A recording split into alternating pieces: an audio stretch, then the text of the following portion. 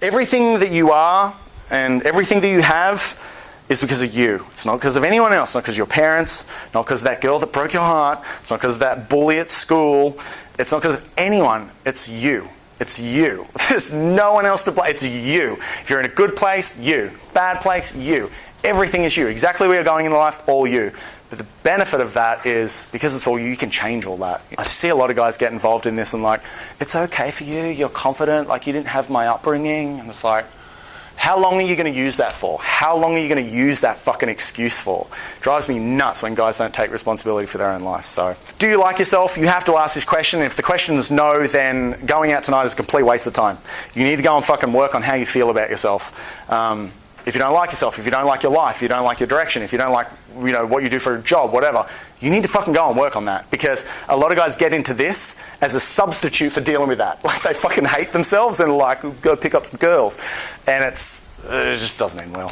Whatever it is from the past, if you don't deal with that, if you don't address that, again, going out tonight's going to be pointless. And I coach a lot of guys like this.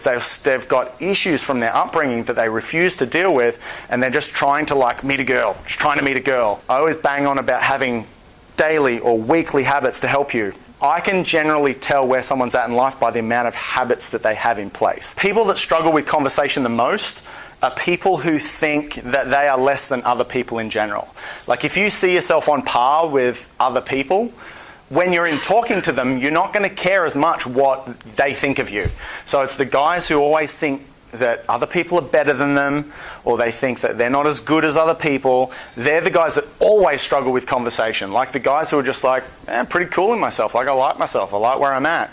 They're the guys that tend to do okay in conversations. The funny thing about improving conversation is that people always want tricks. They want like something I can say or a topic, when the reality is, unless you kind of feel on par with the person that you're talking to, you're always going to be paranoid about what they're thinking of you. If you're paranoid about what they're thinking of you, you're going to be very stifled. You're going to be trying to say the right things. This is why a lot of you guys could have good conversations with your friends, but as soon as it's like an attractive girl in a bar, or as soon as it's like a boss, it's really stilted, stifled conversation, because you don't see yourself as equal. A lot of conversation isn't about tricks or tactics, it's about fucking self-esteem. And as soon as you get your self-esteem up, then conversation's easy. There's no rules to conversation. You'll hear all this fucking weird shit like, don't ever ask a question, or only ask questions, or just you'll see books written on conversation. Unless you have a reasonable self-esteem, and unless you see yourself as on par with someone, you're never going to have a good conversation. In fact, if you don't, and you've memorized a bunch of conversational stuff, it's going to be super weird. So if you're talking to a girl and you're like, fuck, I hope she likes me, and you're trying to do it right, and you're trying to do this conversational stuff, it's going to come out really fucking weird. And you won't understand why she stops talking to you, because you'll just be like, I did everything right. What the fuck? Guys will often come back to me and go, yeah, you don't understand. Like, I just run out of things to say. It's like their perfect excuse to not even try. Don't give yourself that get out of jail free card. Like, fuck that off. There's so many things that you can say. Stop saying that about yourself. You haven't run out of stuff to say. You've probably just freaked out and you've started overthinking it. So long as your brain thinks, oh, I can just leave anytime I like, because that's the story I've been telling myself for the last 5 years, you're going to do it. So just wipe that off the table. Ask questions that you actually care about. You know, the question train, you've probably heard that a lot. Like guys get into this and they're just like, so what are you doing out tonight? And how do you know each other? And where do you work? Oh yeah, do you like it? They just are. They're not asking questions that they actually give a shit about. They're just asking questions to fill space. They're like, I'm doing the conversation thing now. And they're just one after the other. And they don't actually care. A girl will say, yeah, I just quit my job today. And the guy goes, oh yeah, sweet. So where are you going tonight? And it's like, dude, you didn't even listen to what she said. Like, ask yourself this now. What are my top 3 favorite things to talk about? And so don't be afraid to ask what you're actually interested in. If you're having really shit, boring dates, it's probably because you're trying to do it right, and you're probably trying to say the right things rather than speaking about something that you actually enjoy. And I think when you're bored, that's when you're boring. So if you're bored on the date, if you're bored in the conversation, that's when you're going to be boring, and that's when the girl's going to be bored. I had a client just message me today actually, and he said, hey, what do I reply to this text message? And I said, well, what do you think you should reply?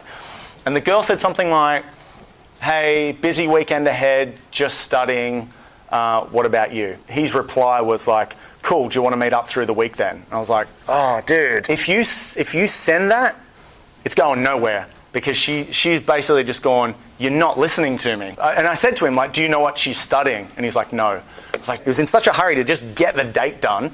You know, she's like, busy weekend, studying, all this. Like, oh, cool, we'll meet through the week then. And the girl would just go, you're so desperate to just get there. She could say anything and she knows that he doesn't fucking care. So I said, dude, like, what's she studying? Like, you're not going to meet up with her for probably another 4 or 5 days anyway. So get to know her. A girl that's not interested in talking to you will generally give you very closed off questions. So like, how's your night going? Good. Who are you here with? Friends. What are you out doing tonight? Oh, just girls' night.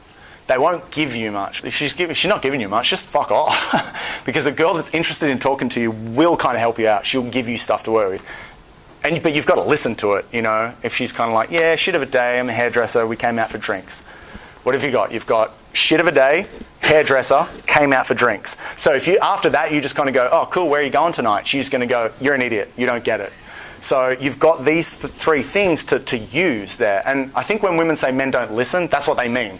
They're listening, but they're not hearing what they're actually saying. The amount of times guys will go in and chat with a girl for like 45 minutes, and then I'll go to get a number, and she was like, oh, no, I've got a boyfriend. And the guy will be like, oh, for fuck's sake, and he'll just blow up. And it's like, well, it's your fault, because you didn't find that out. Like, girls under no obligation to tell you that she's got a boyfriend within 5 minutes of convo. I always see conversation as like just putting jigsaw puzzle, things together.